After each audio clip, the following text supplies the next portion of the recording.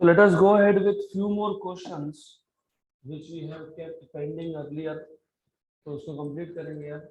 Dimensions of A by B in the equation P equal to A minus T square upon Bx, where P is pressure, X is distance and T is time. R. हमको पूछा है what is the ratio of A by B. A by B का dimensional ratio क्या है? तो A upon B के dimensions क्या आएंगे, ऐसा आपसे पूछा है. और आपको एक इक्वेशन दिया है P equal to A minus T square upon B X. Correct. Then आपको पता होना चाहिए T, इन्होंने बोला है व्हाट इज T, टाइम. और यहाँ पे क्या है, T का स्क्वायर. अगर आपको प्रिंसिपल ऑफ होमोजेनिटी याद है तो डायमेंशनली आप एक टर्म में से दूसरे टर्म को तभी सब्ट्रैक्ट कर सकते हो जब दोनों सेम टाइप के हो.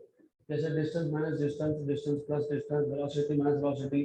तो टाइम माइनस टाइम, तो time square minus time square. इसका मतलब ए के डायमेंशंस होंगे टाइम के square. What is time, T raise to 1, उसका स्क्वायर मतलब T raise to 2. Right, simple. तो a माइनस टी स्क्वायर का मतलब क्या होता है कि a के डायमेंशंस भी क्या होंगे, t रेज टू 2. देन आपको ये भी पूछा है what are dimensions of b, क्योंकि a अपॉन b करना है. a तो मिल गया, b बाकी रह गया. तो आपको ये पता होना चाहिए प्रेशर के dimensions will be equal to a minus T square के डायमेंशंस अपॉन b के डायमेंशंस इनटू x के डायमेंशंस. राइट. इसका मतलब यहाँ से अगर आप सॉल्व करोगे तो आपको मिल जाएगा b के डायमेंशंस, सिर्फ b के डायमेंशंस को शिफ्ट कर दिया. तो this is equal to a minus T square upon pressure into x. तो क्या किया, कुछ नहीं, हमने कुछ ज्यादा किया नहीं है, सिर्फ b को यहाँ शिफ्ट किया है, p को वहां ले गए. तो x b equal to a minus T square upon p into x. यहाँ तक clear? Good. Up to this point clear है क्या? Yes. Then a minus T square, दोनों के दोनों डायमेंशनली क्या है, t रेज टू 2. p था प्रेशर, प्रेशर होता है फोर्स अपॉन एरिया. अगर आपको याद होगा प्रेशर होता है फोर्स अपॉन एरिया. फोर्स के डायमेंशन होते हैं m1 l1 t माइनस 2, और ये होता है, तो ये l2 पर जाके क्या होगा, -2. तो L1 और L -2 मतलब प्रेशर के डायमेंशन होंगे M1 L -1 T -2. राइट. और X उन्होंने क्लियरली मेंशन किया है, X क्या है, क्या है X, डिस्टेंस. तो डिस्टेंस है अगर तो L1, तो ये M1 ऊपर जाके क्या होगा, -1. ये T क्या था, 2, और ये क्या है, -2. ऊपर क्या होगा, +2, मतलब T4. L -1 और L +1 कैंसिल हो गया. तो ये मिल गया आपको डायमेंशंस ऑफ B. हमें पूछा क्या है, A अपॉन B के डायमेंशंस. तो हमें पूछा है what are the dimensions of A upon B. तो हमारे पास A के डायमेंशंस है, क्या है A के dimensions, T raise to 2. Remember dimensions में कभी भी स्क्वायर ऐसा वर्ड प्रोनाउंस नहीं करते, even though it is square but you do not pronounce it as square. तो a के डायमेंशंस थे T रेज टू 2 और b के डायमेंशंस है m -1 T raise to 4. m -1 ऊपर जाके हो जाएगा m +1. ये T रेज टू 2 है और ये T रेज टू -4 होगा ऊपर जाके, तो T रेज टू, तो M1 T -2, M1 T -2, option number A. Done. This is how you are supposed to solve this question. So let us move ahead with next question. In the density measurement of a cube, what is density? Mass upon volume. Actually 6 type के density देते थे, लेकिन यहाँ पे option देखोगे तो kilogram पर metre cube मतलब mass upon volume. So in the density measurement of a cube, the mass and edge length are measured as mass 10 plus minus 0.10 and edge length मतलब साइड ऑफ द क्यूब, क्योंकि cube के सारे side क्या होते हैं same. तो एक side का मेजरमेंट लिया तो ये आ गया 0.1 plus minus 0.01 metre. The error in the measurement of density is, simple question है. अगर आपको याद होगा density is mass upon volume. Volume of cube is length cube. तो density is mass upon length cube. तो अगर आपको याद है परसेंटेज तो कैसे निकालते हो, delta rho by rho into 100 equal to plus into delta L by L into 100. पक्का प्लस की माइनस प्लस. अब डेल्टा एम कितना दिया, डेल्टा एम 0.10, एम कितना दिया है 10, right, into 100 plus delta L upon L 0.10 into 100. 1 and 10 0.1 into 10 is 1. ये 0.1 है, क्या है 10, कितना आएगा 1, राइट. अब आप बोलोगे नहीं नहीं ये 0.10 है, तो मैं इसको एक ही बात है 0.10 मतलब 0.1 ही होता है. तो 0.1 into 10 कितना है 1, पक्का. देन प्लस प्लस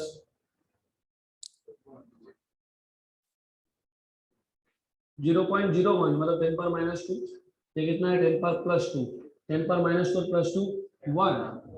पीछे क्या है, पीछे क्या है 0.1 मतलब कितना 10 पावर ऊपर जाके कितना 10 पावर प्लस 1, तो कितना 30, 30 प्लस 1 कितना 31, करेक्ट. ये 30 है, ये 1 है, तो 31 आ गया. अब आंसर में तो 31 है नहीं, 0.31 है, राइट. तो कहाँ गड़बड़ होगी,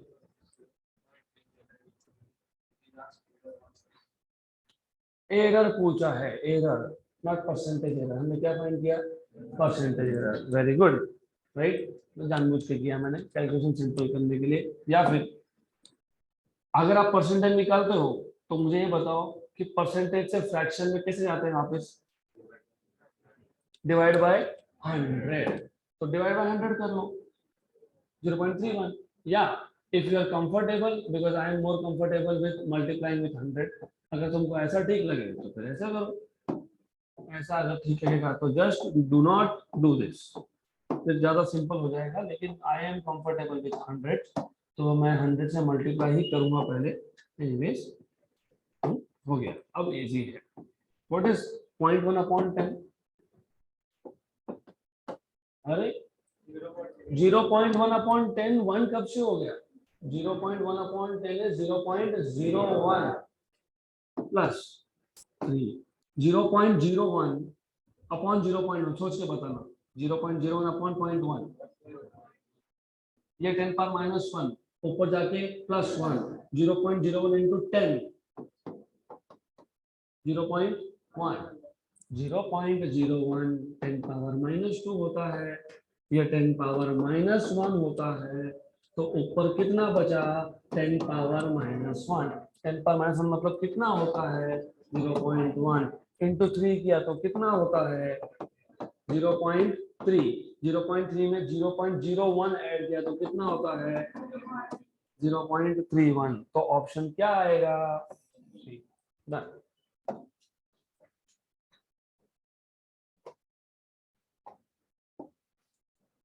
Next question. Again, this is question from JEE Main, JEE Mains. Momentum P, area A, time T are taken as fundamental quantities. Dimensional formula for energy is. तो obviously, I know कि आपको पता है energy is proportional to normal method तो पता ही है ना। फंडामेंटल कौन है? मोमेंटम, एरिया और टाइम। डायमेंशंस किसके पूछे हैं? एनर्जी के। तो क्या बोलते हो? Energy is proportional to momentum raise to X, area raise to Y, time raise to Z. पर मैं ऐसा सॉल्व नहीं करने वाला, बिकॉज ये हमको ऑलरेडी पता है यहाँ से आएगा। ये आपको ऑलरेडी पता है, यहाँ से आंसर आता ही है हमारा। But then the whole point of this chapter was not to keep on doing the same thing. M1, L2, raised to x, raised to y, फिर left hand side के dimension is equal to right hand side के dimension को पता है। अब थोड़ा आगे का सोचो। Energy in terms of momentum, area and time. Energy का कोई भी फॉर्मूला पता होगा अगर, anything, half mv square, ठीक है, half mv square, correct? Right. Then you should know m into v होता है मोमेंटम। तो v स्क्वायर का एक भी अलग लिख लिया, दूसरा भी अलग लिख लिया, तो ये आ गया आपके पास मोमेंटम अपॉन 2 इंटू वी। मतलब कम से कम p तो एडजस्ट हो गया, और एक चीज तो पक्का हो गया कि p का पावर 1 होगा। फिर भी देखते हैं। अब आ जाओ वेलोसिटी पे। वेलोसिटी और क्या है? एरिया। हमको टाइम और एरिया के टर्म्स में लाना है। वेलोसिटी चाहिए क्या? क्या चाहिए? Time and area. You know what is velocity? Distance upon time, length upon time, correct? Clear? Then you know what is area? Length square. So energy is momentum upon 2, length by time का हमको क्या चाहिए था? Length square, तो multiply divide by length, तो multiply divide by length कर लिया, तो ये आ जाएगा length का square upon t into l, correct? Right?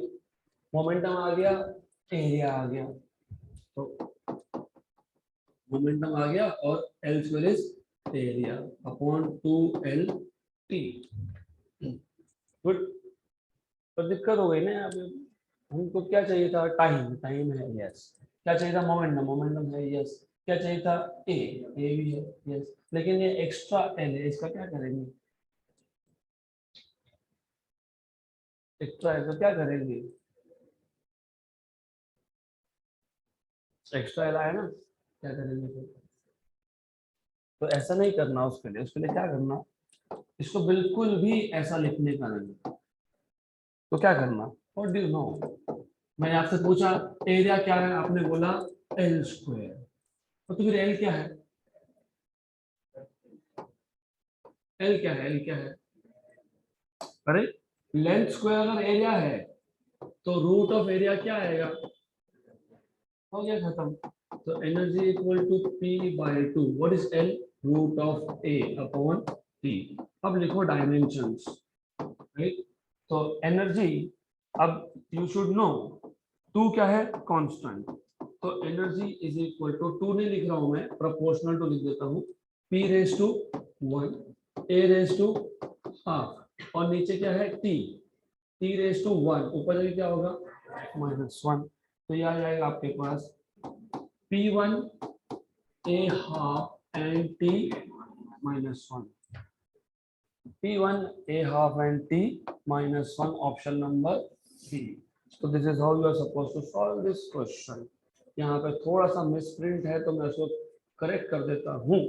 This is what you will get. समझ में आया क्वेश्चन? वापस बता देता हूँ एक बार। 3 मेथड्स है, 3, उसमें से मैं एक ही बता रहा हूँ।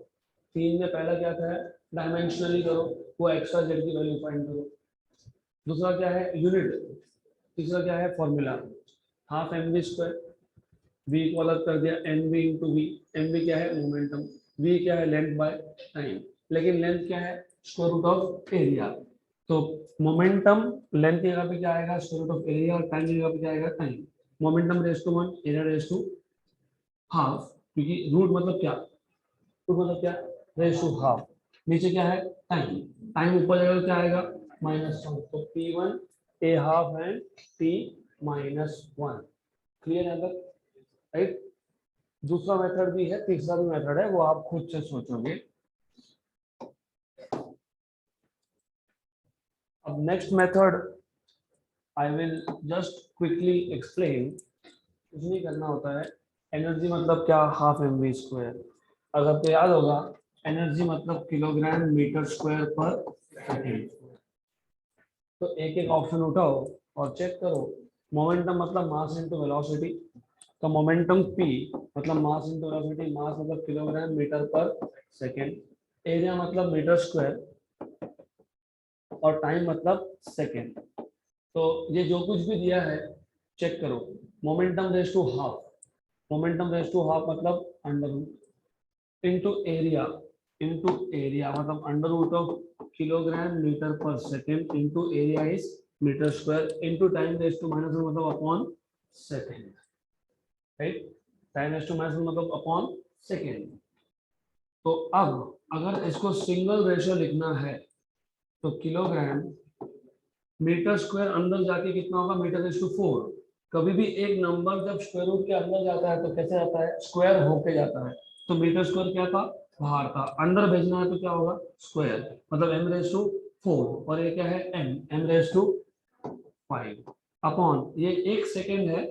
और ये सेकेंड अंदर जाएगा तो सेकेंड स्क्वायर होके जाएगा तो कितना बचेगा, सेकेंड क्यूब। आ रहा है क्या किलोग्राम मीटर स्क्वायर पर सेकेंड स्क्वायर? नहीं। तो ऑप्शन नंबर ए होगा क्या, नहीं। ऑप्शन नंबर नहीं, ए नहीं हो सकता। वैसे ही बी चेक करना है, वैसे ही सी चेक करना है, वैसे ही डी को भी चेक करना है। तो मैं सी चेक करके बता देता हूँ आपको। C momentum raise to 1। Momentum मतलब मास इनटू वेलोसिटी मतलब कौन, kilogram metre per second. Area मतलब कौन, मीटर स्क्वायर। उसका रूट मतलब कौन, metre. T raise to minus 1 मतलब divide by kilogram metre square per second square. Kilogram metre square per second square. तो कौन सा ऑप्शन सही है, सही। तो this is how, this is method number 2। Next question. A quantity x is given by I f v square upon w l raised to 4 in terms of moment of inertia I, force F, velocity V, work W, length L. The dimensional formula of X is same as that of. अब सबसे पहले आपको एक formula दिया है X, which is equal to I F V square upon W L raised to 4। इसमें अगर आपको कुछ नहीं पता तो वो है मोमेंट ऑफ इनर्शिया। करेक्ट। तो ये मोमेंट ऑफ इनर्शिया आई मतलब क्या होता है पहले वो समझ लेते हैं। Do you remember what is Newton's first law of motion?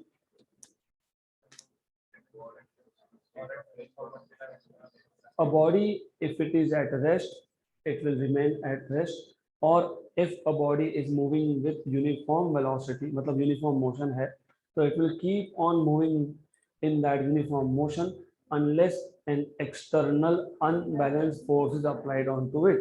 एक body का state of motion change नहीं होता। Rest भी एक state of motion है। Rest is called as state of motion with velocity 0।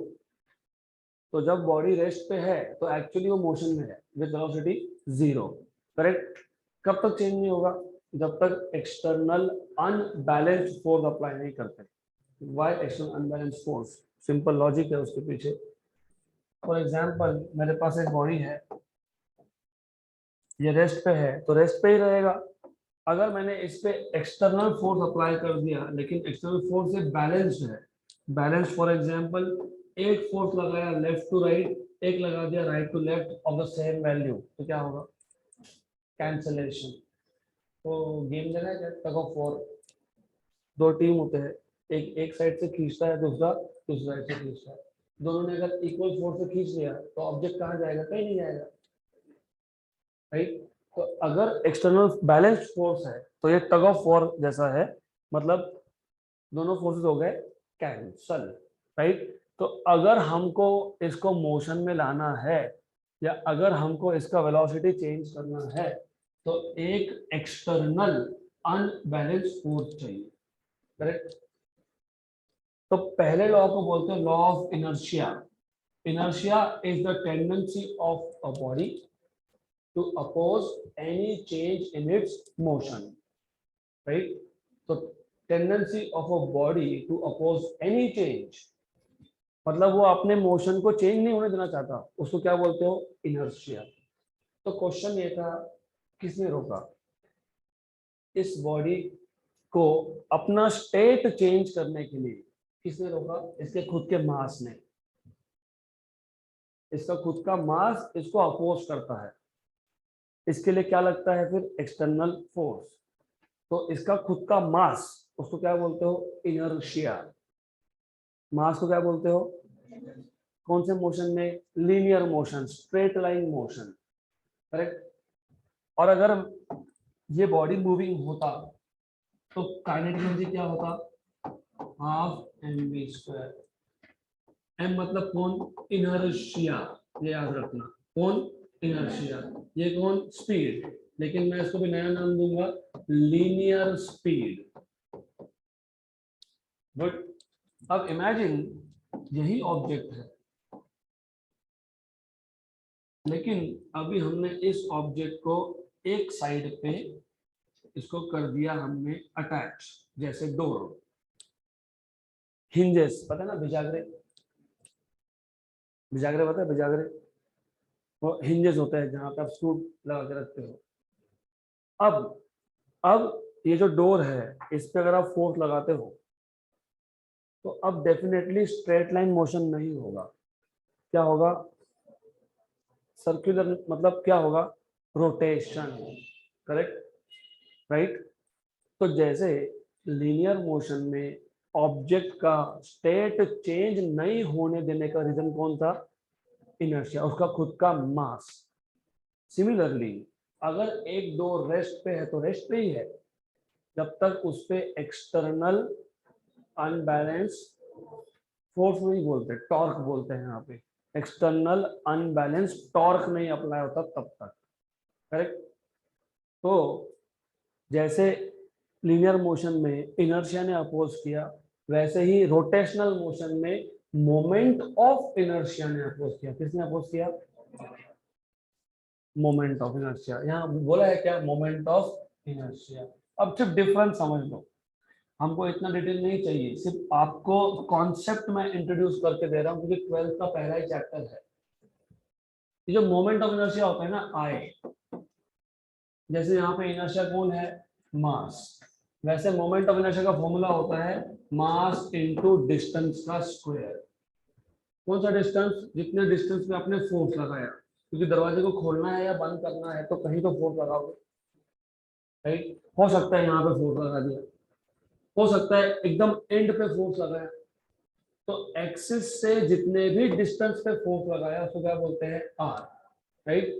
तो अब इतना पता होना सफिशिएंट है, इससे ज्यादा कुछ पता नहीं हुआ तो भी चलेगा। तो what is moment of inertia? Mass into distance square, mass into distance square. दिमाग में फिट कर लो, what is moment of inertia? तो what are dimensions of moment of inertia? m1 l raised to 2। F क्या था? Force था। Force क्या होता है? m1 l1 t minus 2। v कौन है? वेलोसिटी। वेलोसिटी कौन होता है? l1 t minus 1, लेकिन उसका क्या है? स्क्वायर है, तो l2 t minus 2। w कौन था? वर्क। वर्क क्या होता है? एनर्जी। एनर्जी के डायमेंशंस क्या होते हैं? m1 l2 t minus 2। और ये l कौन था? लेंथ। तो लेंथ रेज टू 4 मतलब l रेज टू 4 ही आएगा। देयरफॉर अगर मुझे x के डायमेंशन निकालने हैं तो मुझे i के डायमेंशन लगने वाले हैं, मुझे फोर्स के डायमेंशन लगेंगे, मुझे v स्क्वायर के डायमेंशन चाहिए, and I need dimensions of work and I also need dimensions of l raised to 4। l is length, remember length है, राइट। इसको एंगुलर मोमेंटम मत समझ लेना। What are dimensions of I? m1 l2। f क्या है? m1 l1 t minus 2। v क्या था? Upon work क्या है? m1 l2 t minus 2 l raised to 4। m1 l2 t minus 2 t minus 2 cancel. हाँ yes we will do that. ये 2 और ये 1 कितना 3, नीचे कितना 4, तो नीचे कितना बचा 1, ऊपर से क्या होगा -1। तो m1 l minus 1 t minus 2, m1 l minus 1 t minus 2। अभी देखा था आज pressure m1 l minus 1 t minus 2 pressure है क्या? प्रेशर यहाँ पे नहीं है, नहीं है तो फिर अब फिर चेक करना पड़ेगा हमको। अब एक काम करो, जो आपको नहीं पता कोएफिशिएंट ऑफ विस्कोसिटी पता है कि हमको, नहीं, उसको रहने देंगे, बाद में देखते हैं। फोर्स कांस्टेंट हमने देखा था, मैंने बताया था कि फोर्स कांस्टेंट क्या होता है। फोर्स कांस्टेंट को हम डिनोट करते हैं, अगर याद होगा के से। जिनको याद नहीं तो याद कर लो। फोर्स कांस्टेंट मतलब फोर्स अपॉन लेंथ होता है। What is force constant? What is force constant? What is force constant? Force constant, very good. Force constant is force upon length. तो force is m1 l1 t minus 2 upon length is length, cancel है। तो m1 and t minus 2 ये तो नहीं आएगा, हमको चाहिए m1 l minus 1 t minus 2। Option number C. Energy density, energy is energy, density मतलब अपॉन वॉल्यूम। एनर्जी डेंसिटी क्या होता है? Energy upon volume. ये v क्या है? वेलोसिटी की वॉल्यूम। तो व्हाट इज एनर्जी डेंसिटी? जैसे मास डेंसिटी क्या था? अरे अभी आपने बताया पिछले एग्जांपल में, आपने ही बताया कि डेंसिटी इज मास अपॉन, तो मास डेंसिटी जब मास अपॉन वॉल्यूम है तो एनर्जी डेंसिटी क्या आएगा? Energy upon volume. तो एनर्जी के डायमेंशंस क्या लिखोगे? m1 l2 t माइनस 2, और वॉल्यूम क्या होता है? ये ऊपर जाके क्या होगा? तो 2 माइनस 3 कितना, तो क्या आएगा? और यही क्या था? x। तो x क्या है? m1 l minus 1 t minus 2। Energy density क्या है? m1 l minus 1 t minus 2। तो option number done. Next question, next question again JEE Main 2020। A physical quantity, you have a physical quantity, you have a physical quantity, कौन सा physical quantity है? Z। A physical quantity Z depends on 4 observables. What do you mean by observables? Observables मतलब you can make observation, मतलब जो आप measure कर सकते हो। तो Z डिपेंड करता है 4 ऑब्जर्वेबल्स पे, मतलब ये चारों मेजर हो सकते हैं। As Z equal to a square b raise to 2/3 upon root of c d का cube. The percentage error in the measurement of A, B, C और D प्रिंट नहीं हुआ, तो A, B, C and D। तो जो 4 observables हैं A, B, C and D, इनमें percentage error है 2%, 1.5%, 4% and 2.5%। The percentage error in Z is, simple question, JEE Main 2020 again simple। What was Z formula? A square b raised to 2/3 upon root of c d का cube। What will be delta z upon z into 100? Power का multiplication 2 into minus की plus plus 2/3, क्या minus की plus. अब ये जो c root के अंदर है तो मैं ऐसा लिख सकता हूँ c रेज टू, तो क्या आएगा? हाँ क्या, and lastly plus 3 delta d by d into, अरे क्लियर आता? What is delta A by A into 100?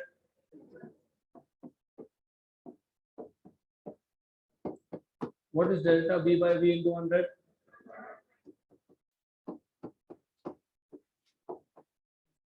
What is delta C by C into 100? What is delta D by D into 100? 2 point. Correct. 1 and 2 cancel and cancel. 1%. 1 and 2 4 1 5 2 7 और what is 3 into 2.5? 7.5. 4 plus 1 plus 2 plus 7.5. 14.5. 14.5. Option number B.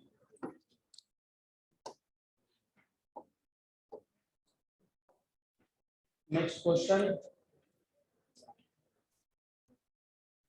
Next question.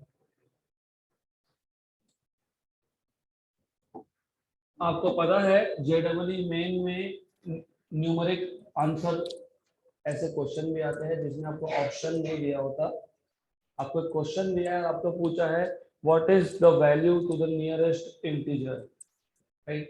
तो integer type question भी होते हैं.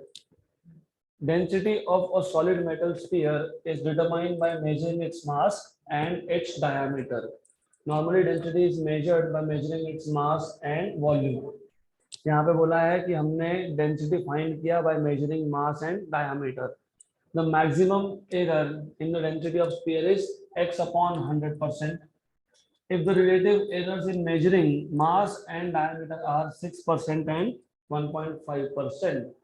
मतलब मास में error कितना है 6%, मतलब delta m by m into 100 कितना है 6%, और डायमीटर मतलब delta d by d into 100 कितना है 1.5%.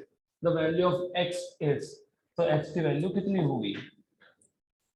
तो ऐसे टाइप में आपको वहाँ पे एंटर करना पड़ता है कि पता है JEE जो एग्जाम होता है वो कंप्यूटराइज्ड है, तो वहाँ पे से नंबर डालने पड़ते हैं आपको.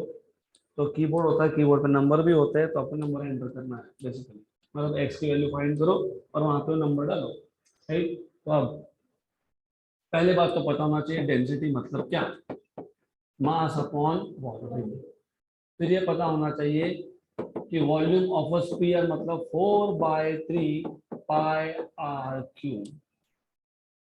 फिर आपको ये पता होना चाहिए कि हमको मेजर्ड वैल्यू दिया है डायमीटर का, रेडियस का नहीं.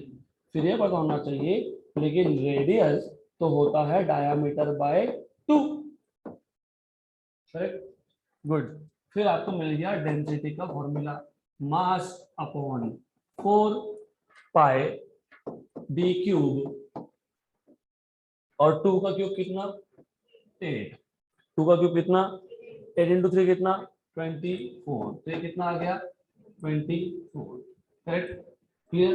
1 एंड 6 तो हमको डेंसिटी मिल गया 6m upon pi d cube. इतना करने की जरूरत नहीं थी वैसे, क्योंकि जब हम परसेंटेज एरर निकालेंगे तो जो कांस्टेंट है वो तो लेते ही नहीं है ना, 6 लेंगे ना पाई लेंगे, तो क्या लेंगे delta m by m multiplied by 100 plus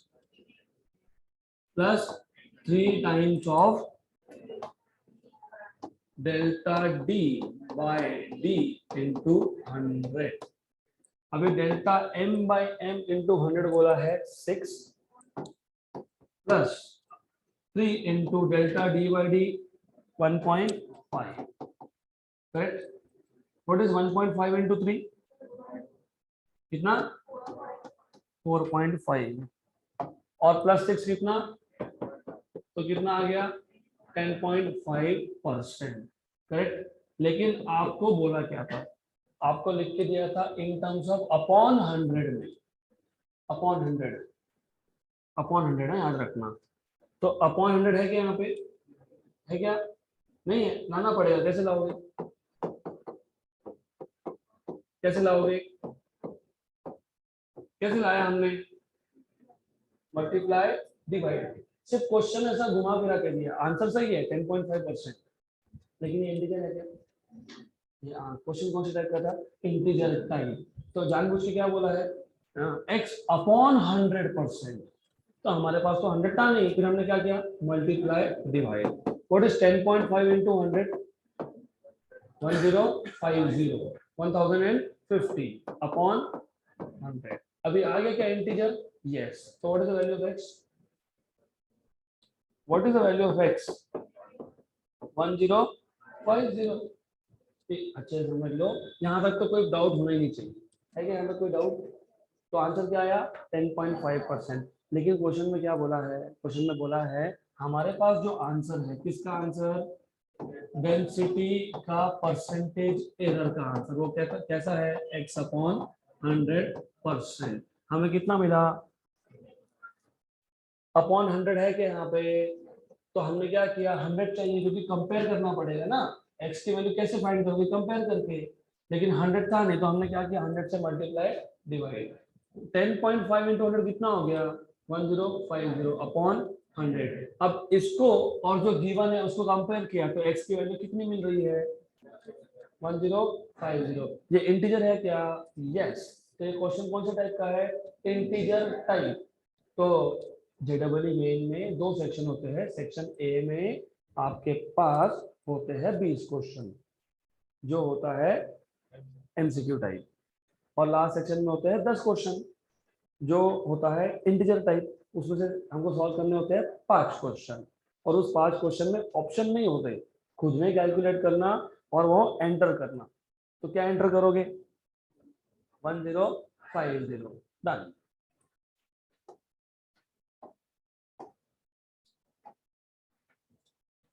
next question, length of a simple pendulum. अभी आपको पता होगा सिंपल पेंडुलम क्या है? क्या है सिंपल पेंडुलम? एक वायर है, वायर के नीचे एक मास है जिसको आप बोलते हो Bob, something like this. Wire है, उसका लेंथ है, नीचे है मास, उसको बोलते हो बॉब। इसको छोड़ दिया तो it performs oscillation. The time taken to complete one oscillation, यहाँ से स्टार्ट हुआ, वहां गया, वापस यहाँ पे आया, दिस इज वन ऑसिलेशन। इसके टाइम को बोलते हैं time period. So length of simple pendulum is 25.0। Point zero जानबूझ के लिखा है क्योंकि एरर नहीं बताया ना। बताया क्या एरर? नहीं। तो अगर आपको याद होगा, मैंने आपको बताया था कि अगर मैंने एक मेजरमेंट लिया, वो आया 0.1 सेंटीमीटर, तो what is the error? 0.1 centimetre. मैंने एक मेजरमेंट लिया, आंसर आया 12.1 centimetre, what is the error? 0.1 centimetre. एक मेजरमेंट लिया, आंसर आया 5.3 centimetre, what is the error? 0.1 centimetre. अगर एक मेजरमेंट लिया, आंसर आया 5.31 centimetre, what is the error? अगर एक मेजरमेंट लिया, आंसर आया 5.314 centimetre, what is the error? 0.001। तो अब इन्होंने बोला है क्वेश्चन में, length of a simple pendulum is 25.0 centimetre. मतलब लेंथ तो 25 सेंटीमीटर है, but error in the measurement of length is 0.1 centimetre. Decimal के बाद एक जीरो है, तो एक्यूरेसी कितना? 0.1। मतलब एरर कितना? 0.1। Time for 40 oscillations. एक ऑसिलेशन क्या? नहीं, कितने? 40 is 50 seconds. Time for 40 oscillation 50 seconds. तो फिर एक के लिए कितना? 40/50 या 50/40? थोड़ा थोड़ा सा शांति से सोचो, गड़बड़ करना नहीं। 40 ऑसिलेशन अगर 40 सेकेंड में होते, एक ऑसिलेशन के लिए कितना टाइम? 1 सेकेंड। 80 ऑसिलेशन अगर 40 सेकेंड में होते, 0.5, राइट? 80 oscillation in 40 seconds. उल्टा 80 सेकेंड्स में 40 ऑसिलेशन होते तो 2 सेकेंड्स। यहाँ पे 40 सेकेंड में, सॉरी 50 सेकेंड में कितने हैं? अरे 40 ऑसिलेशंस है 50 सेकेंड्स में, तो 50 सेकंड में 40 ऑसिलेशन है, तो टाइम पीरियड 1 से ज्यादा होगा कि कम होगा?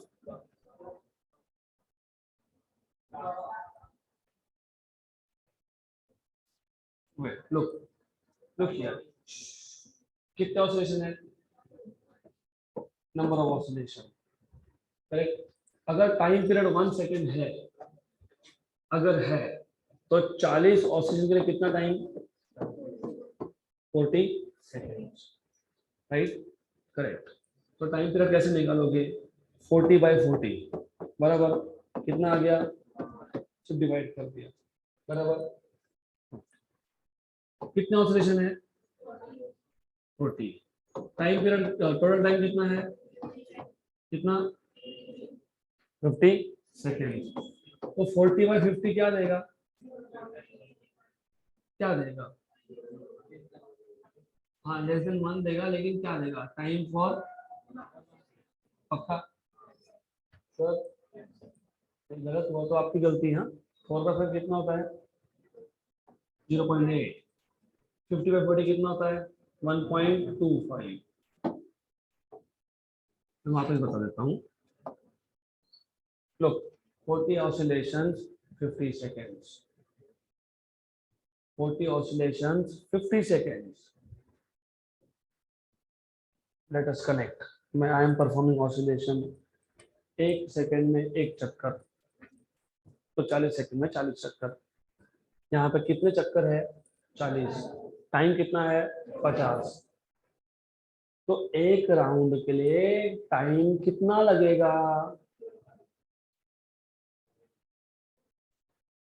ओके वेट, अभी दूसरी भाषा में समझाऊंगा मैं। कितने चक्कर? 40। आपने मुझे बोला टाइम पीरियड कितना? 40/50 मतलब कितना? 4/8। 4/5 मतलब कितना? 0.8। What is 40 into 0.8? What is अरे व्हाट इज 40 into 0.8? आपको मल्टीप्लिकेशन करना है 40 into 0.8। कितना होता है? कितना होता है? 32। तो अगर 40/50 आपने बताया, मतलब आपने बताया 0.8 सेकेंड फॉर 1 ऑसिलेशन, तो 40 चक्कर के तो 32 सेकेंड लगने चाहिए थे। कितने लग गए? 50।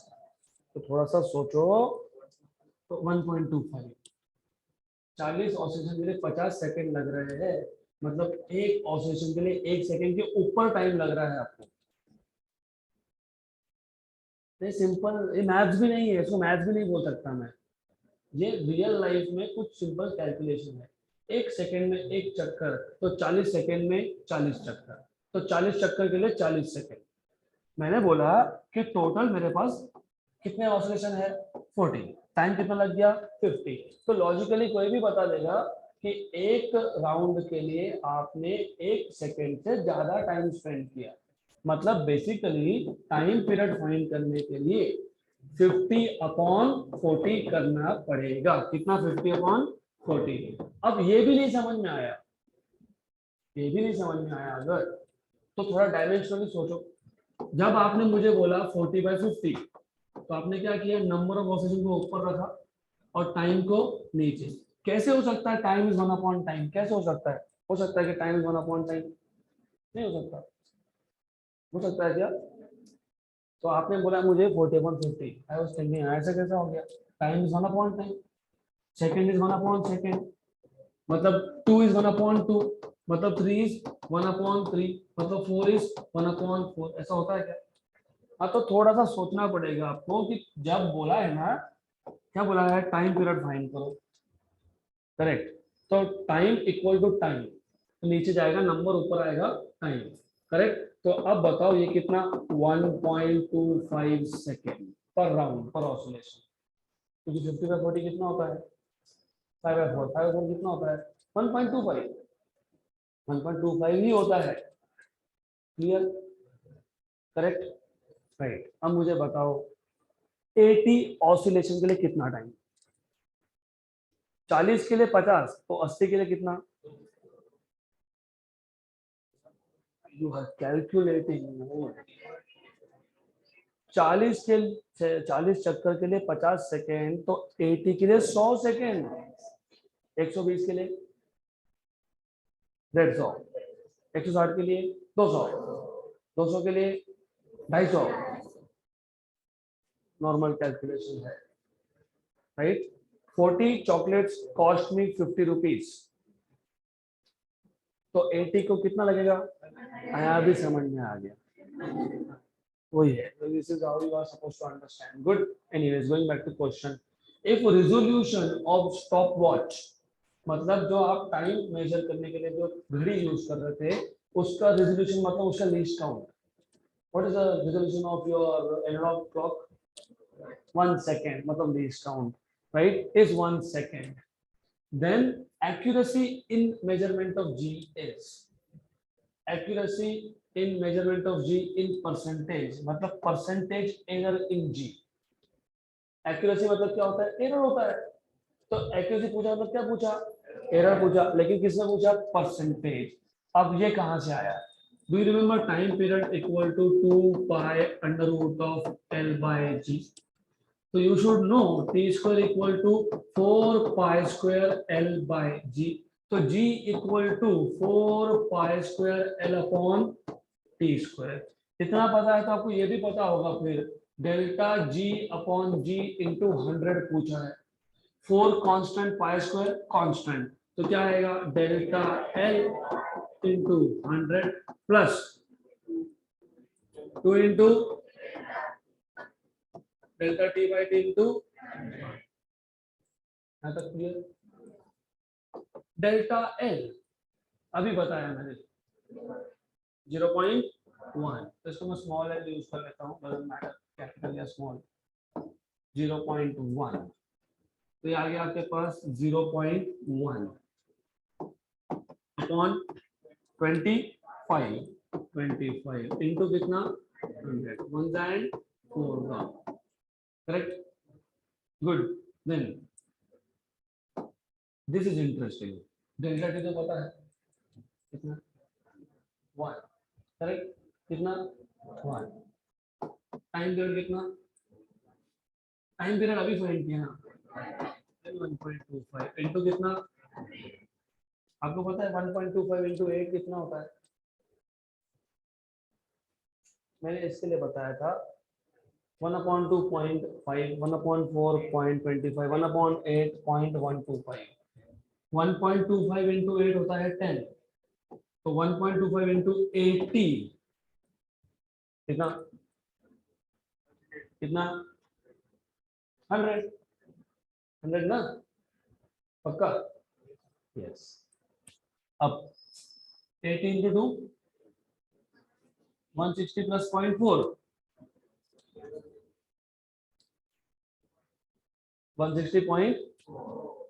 160.4 is the error in measurement of G, percentage error. 160 Guna error नहीं हो सकता, नहीं हो सकता, मतलब कुछ तो गड़बड़ किया हमने. क्या गड़बड़ किया, क्या गड़बड़ किया, सोचो. यहां तक कुछ गड़बड़ नहीं है, गड़बड़ उधर है, उधर delta T by T into 100 में.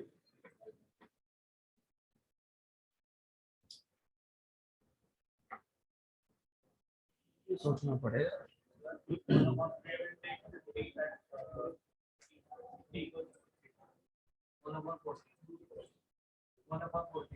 One upon 40.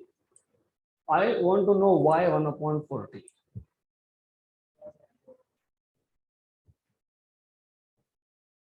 Why 1/40?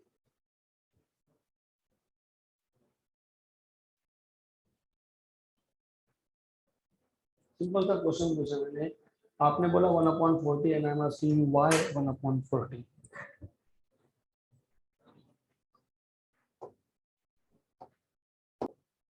You have to think.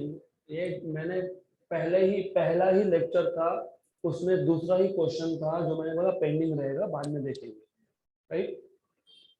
Question में बोला है हमने टोटल 40 ऑसिलेशन मेजर की, उसको लगा 50 सेकेंड, और रिजोल्यूशन मतलब लीस्ट काउंट कितना था 1 सेकेंड। तो ये 1 सेकेंड लीस्ट काउंट था टोटल 40 ऑसिलेशन के लिए, मतलब टोटल टाइम कितना के लिए 50 के लिए। करेक्ट। तो डेल्टा टी 1 सेकेंड कब है, जब टाइम पीरियड टी कितना ले रहे हो 50 सेकेंड। थोड़ा समझ लो अच्छे से। हमने सिंगल ऑसिलेशन मेजर किया ही नहीं, हमने कितने किए 40। तो टोटल 40 के टाइम कितना लगा 50 सेकेंड। तो ये जो कैपिटल टी है यहाँ पे ये आप 50 ही लिखोगे, क्योंकि टोटल टाइम कितना मेजर किया आपने 50। और टोटल टाइम में एरर कितना था, टोटल टाइम एरर कितना था। तो डेल्टा टी अगर 1 लिख रहे हो, अगर आप डेल्टा टी 1 लिख रहे हो तो नीचे कितना लिखोगे 50। तो डेल्टा टी अगर आप एरर इन टाइम को 1 सेकेंड ले रहे हो तो 1 सेकेंड एरर ये टोटल 50 सेकेंड के कैलकुलेशन में था। Correct. Into 100 1 and 2 into 2 4 plus 0.4 4.4 option number C. अब करेक्ट है। अब सपोज ये दिमाग में नहीं जा रहा है, हमको नहीं समझ में आ रहा है क्या बोला मैंने। ये बोला कि टोटल टाइम 50 सेकेंड में एरर था 1। टोटल टाइम 50 सेकेंड में एरर कितना था 1। तो क्या लिखेंगे 1/50। मैं नहीं समझ में आया और कोई दिक्कत नहीं है, नो इशू। एल में तो प्रॉब्लम है ही नहीं, एल में तो कोई प्रॉब्लम नहीं है। 1 एंड 4 into 0.1 is 0.4। अब ठीक है, अब आपको नहीं दिमाग में जा रहा ना, टाइम पीरियड कितना फाइंड किया आपने 1.25। करेक्ट, सही है, ये भी सही है, ये भी सही है। लेकिन अब याद समझ लेना, डेल्टा टी मतलब error in time, total 50 second में कितना एरर 1। तो एक चक्कर में कितना 1/50। 1 सेकेंड एरर था टोटल कितने में 50 सेकेंड, राइट।